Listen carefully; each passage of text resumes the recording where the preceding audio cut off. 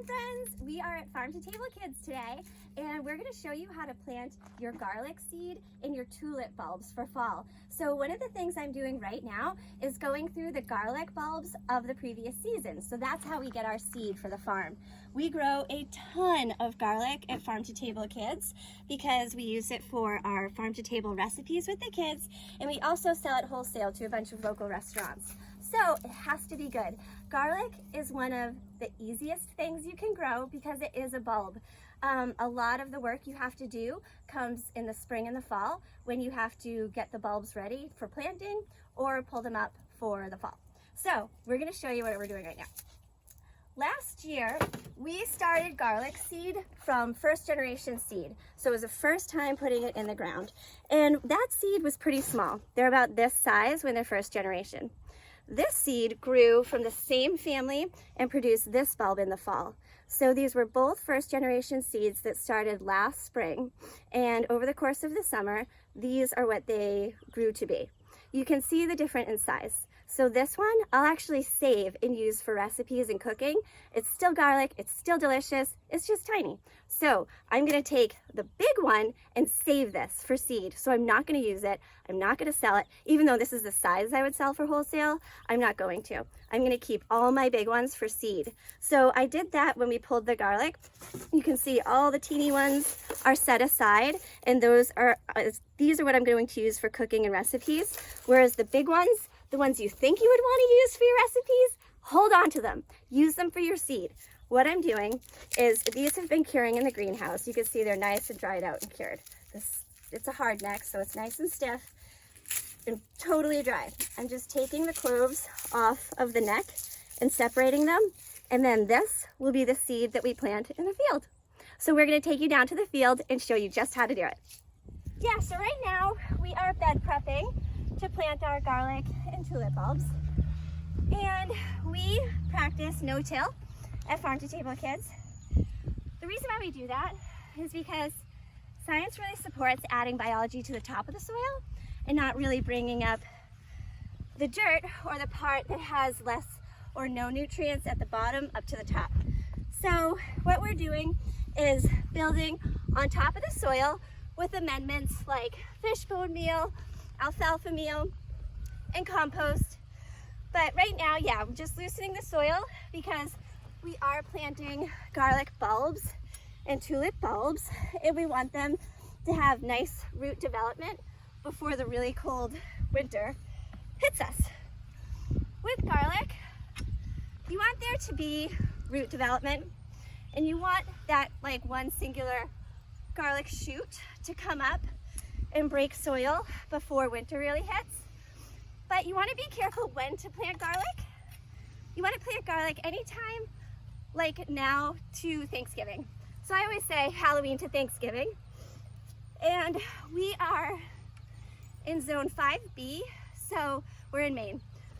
Winter gets really harsh here, and you don't want to plant earlier than that because what will happen is the garlic will start to develop and it'll send that shoot up, and that shoot, if it's more than like 3 inches, it could really dry out the bulb over the course of winter.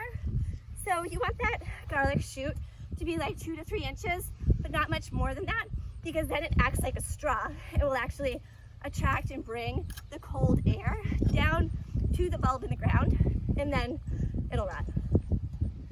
Okay, so we just broad forked this row here. Now I'm just gonna go through and get little trenches going for the garlic and bulbs, tulip bulbs. I think what I'm gonna do is plant garlic down the middle, and then I'm gonna plant 2 rows of tulips on each end of the garlic. So I'm just gonna make troughs real quick. I love planting garlic around the perimeter of my tulip bulbs because it's supposed to be deer resistant. Is it? Not always. I mean, a desperate deer is gonna eat some garlic, but it definitely isn't their first choice. So the tulips are, though, because it's a gentle suggestion for the deer to please stay away. All right, so we just broad forked this bed that we're going to be planting into. The next thing I'm going to do to prep it, and again, we're going to be planting garlic on the outside and tulips down the middle. The garlic, in theory, is going to help the deer stay away from my tulips. This wonderful magical bucket is filled with Coast of Maine kelp meal and fish bone meal. The reason why I'm going to be top dressing our soil with this is because this will really help encourage root development. And we're in Maine in Zone 5B. It gets chilly over the winter, but we do want the garlic and tulips to set root before the real cold comes in. Now with garlic, it does matter when you plant it. You don't want to plant garlic too early. If you do, it'll look great, like you'll get that nice single shoot up in that breaks soil and it'll start shoots up more than 3 inches.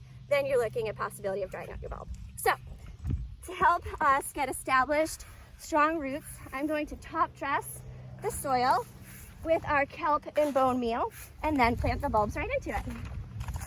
And again, this goes towards our whole theory at Farm to Table Kids of really feeding the soil, adding to it, and not tilling and putting the dirt that has very limited microbes and nutrients to the top of the soil. So we are top dressing the soil and constantly adding compost and wonderful Coast of Maine ingredients like bone meal and fish meal to add to the soil and the biology. It's much easier to do that than to till and pull up soil or dirt that doesn't have nutrients and bring that to the top of your soil. Okay, so with the garlic, there is a top and a bottom to it, just like the tulip bulbs. The bottom, you can see, is where the roots were developed down there, and then the top is the pointy part. So just take your garlic bulb, put it right in your soil. We did just loosen this with the broad fork, so it's nice and loose. But what you want to do is, again, this is the bottom, this is the top. Put it right in the soil. So at Farm to Table Kids, I teach little kids how to farm. And when we're planting garlic, I have them put a hand in between each garlic. Because if you think back to where you saw me taking the cloves off of the garlic bulbs, if you remember, some of those garlic bulbs were huge heads, and we're seed selecting. So these are our seeds from last year. And just like I showed you previously, some of those bulbs grew small heads and some of them grew large heads. We are selecting for the large heads. So hopefully, my hope is that we'll continue to develop those heads of garlic after each generation to get bigger and bigger and bigger. So because I'm super optimistic about these garlic cloves turning into big, huge heads, I want to make sure they have plenty of space to do that. So I'm going to plant them like 5 to 6 inches apart. And the other thing, I'm going to make sure they have about at least 6 inches of compost on top of them when I go to fill up my rows. The reason why you do want to make sure your garlic has at least 6 inches of compost on top is basically for protection over winter. That way you'll make sure they don't dry out and they stay nice and healthy, and you don't have to worry about their freezing or drying out if they have a nice 6-inch layer of compost on top. Next, we're going to plant our tulips. I grow tulips 2 different ways. The way I'm going to plant it today is in a single row. The other way that I do it, and I'll probably do it in this bed, is a trench method where you actually I dug a trench here. You have a hard time seeing it because I threw fishbone meal down, but there's a trench here, and then you put the tulip bulbs in it.